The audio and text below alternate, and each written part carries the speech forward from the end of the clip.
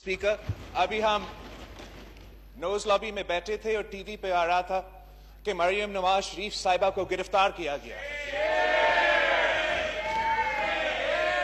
एक opposition leader को, एक ऑपोजिशन मेंबरान को, एक खवातीन को इस हुकूमत ने अरेस्ट किया है।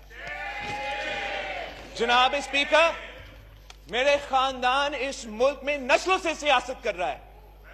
हमने सब कुछ देखा है। जालिम आमिर जिया ने, शायद जालिम आमिर जिया वो वाहिद आमिर था जो इस मुल्क में अपने सियासी मुखालिफिन के ओहदे के पीछे पड़ते थे।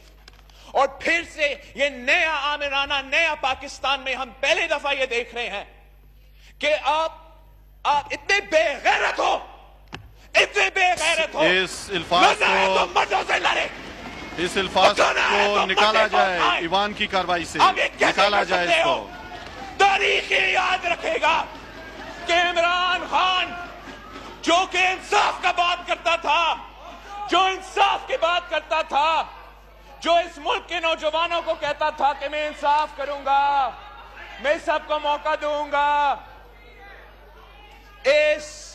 इस नया पाकिस्तान में कोई कन्विक्शन के बगैर आज आपने मरियम नवाज साहिबा को गिरफ्तार किया है। इस बात में मैं खामोशी, नारेबाजी बिल्कुल बर्दाश्त नहीं की जाएगी। कोई नारेबाजी यहाँ पे ना लगाए।